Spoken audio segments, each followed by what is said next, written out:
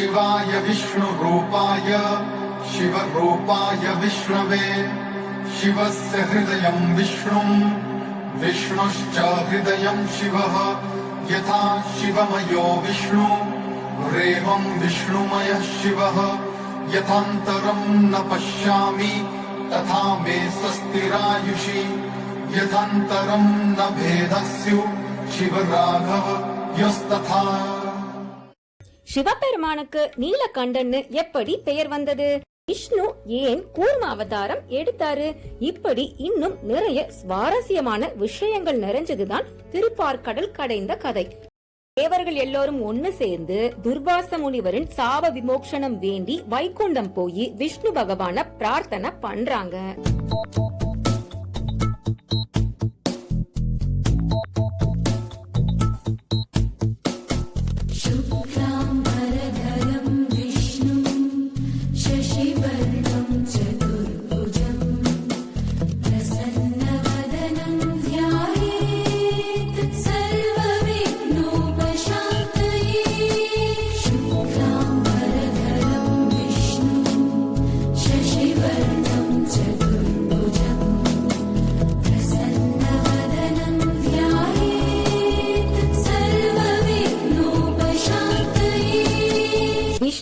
காட்சி தந்து தேவர்களுக்கு திரும்பவும் வலிமை பெறணும்னா பார்க்கடல்ல இருக்கிற அமிர்தம் சாப்பிடுறதுதான் ஒரே வழின்னு சொல்றாரு. மாபெரும் சமுத்திரத்தை கடைஞ்சி அதுல இருந்து அமிர்தத்தை எடுக்கிறதுங்கிறது தேவர்களால மட்டும் செய்ய முடியாது.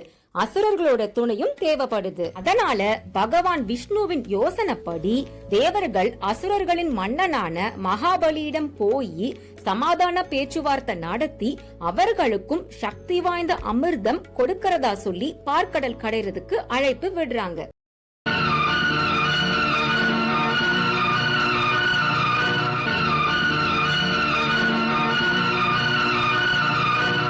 தேவர்கள் அனைவரும் வாசுகியின் வால் பக்கம் இருப்பார்கள், அரக்கர்கள் தலைப்பக்கம் இருப்பார்கள்.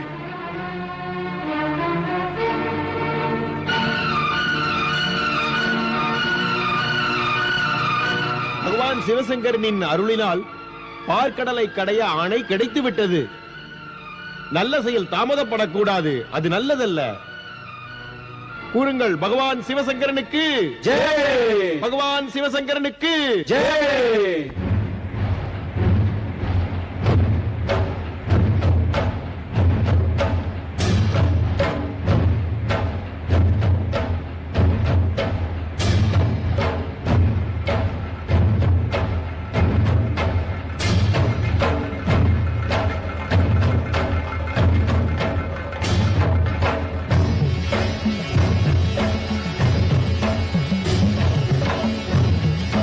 வாய் வழி வாக்கை கேட்டு கலகம் அகன்று நாம் மனம் தெளிவோம். தேவர் அசுரர் திருக்குலம் சேர்ந்து அமிர்தம் பெறவே பார்க்கடல் கடைந்தார், பார்க்கடல் கடைந்தார், பார்க்கடல் கடைந்தார், பார்க்கடல் கடைந்தார், பார்க்கடல் கடைந்தார். பாம்பு வலி தாங்க முடியாமல் நெளிய மந்தாரமலை நழுவத் துவங்கியது. என்ன இது சோதனை? வெண்ணெய் திரளும் நேரத்தில் தாழிவடைந்தால் ஏற்படும் சோதனை போல் கைகூடி வரும் நேரத்தில் மலை ஆழ்கடல் மணற்பரப்பில் சிக்கிக் கொண்டால் அமுதம் பெற இயலாதே. ஹே நாராயணா, சர்வ சம்ரக்ஷகா, பக்தஜன பரிபாலா, நீர்தான் இந்த சோதனையிலிருந்து காத்து நிலைகுலையும் மந்தார மலையை நிலைநிறுத்த வேண்டும். வருந்தாதே தேவேந்திரா, நான் இப்போதே கூர்ம அவதாரம் எடுத்து மலையை என் முதுகு ஓட்டில் தாங்கி நிலைநிறுத்துகிறேன்.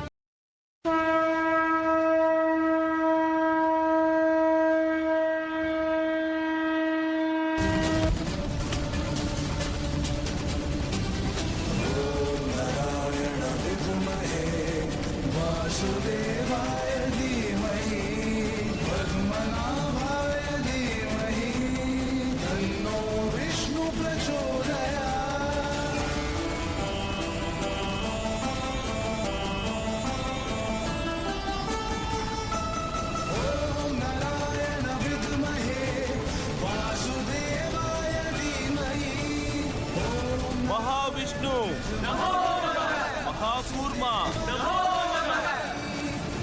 கருட வாகனா மதுசூதனா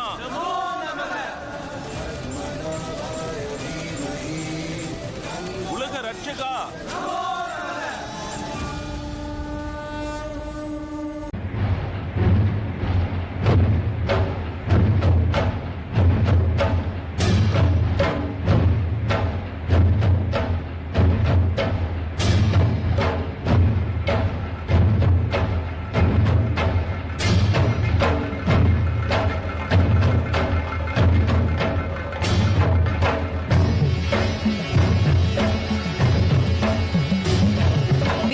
கடைந்த போது ஆலகாலம் என்னும் கடும் விஷம் வெளியே வந்தது.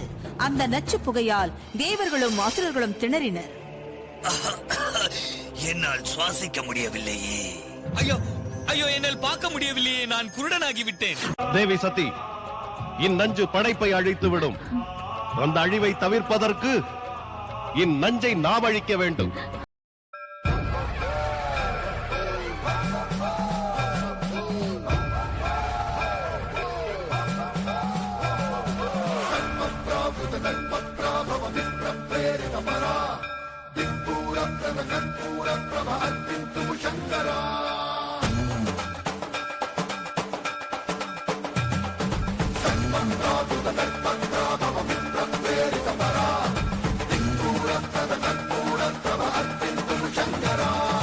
உலக நலனுக்காக விஷத்தை அருந்திய சிவன் அவரின் கோப சக்தியாக ருத்ர தாண்டவம் ஆடுகிறார்.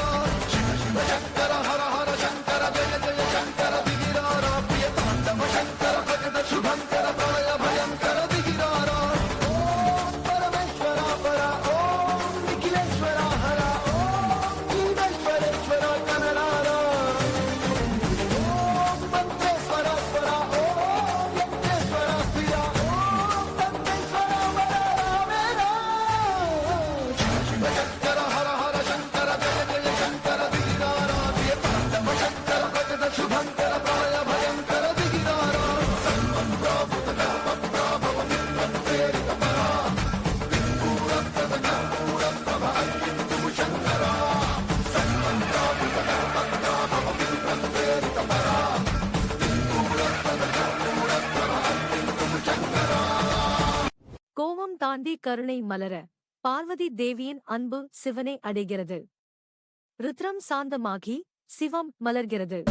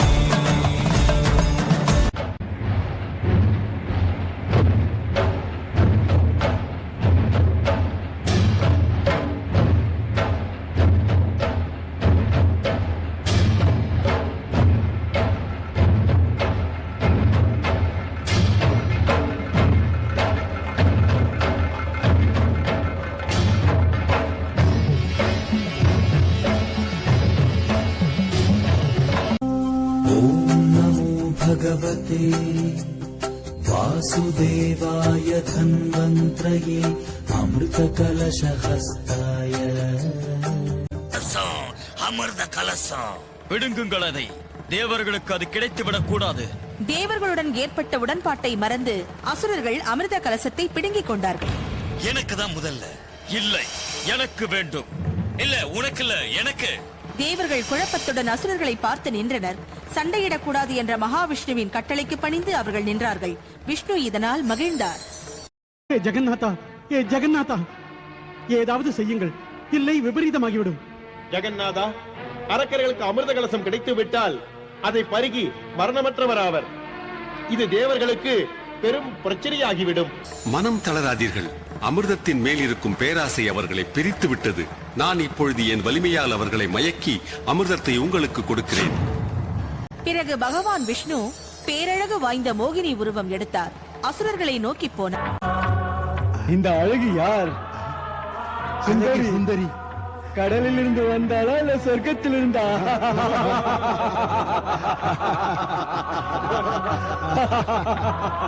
எங்கிருந்து வருகிறாய் அழகு சுந்தரி? எங்களுக்கு அமிர்தம் வழங்குவாயா? வழங்கு. அமிர்தம் போன்ற புனிதமான பானத்தை அருந்துவதற்கு முன் நீங்கள் புனிதமாக வேண்டியது அவசியம். பிறகு நாங்கள் என்ன செய்ய? முதலில் நீங்கள் அனைவரும் கடலில் குளித்து வாருங்கள். பிறகு அமிர்தத்தை பருகுங்கள்.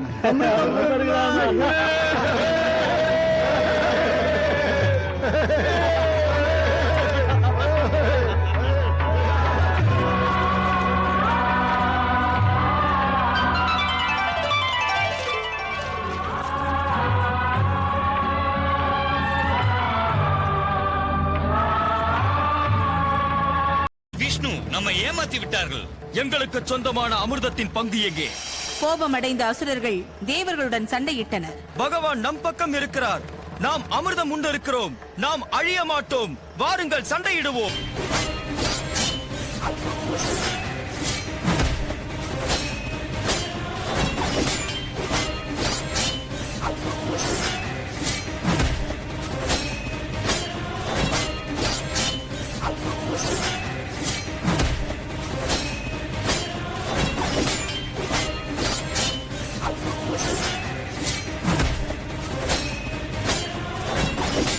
அசுரர்கள் தோற்கடிக்கப்பட்டனர்.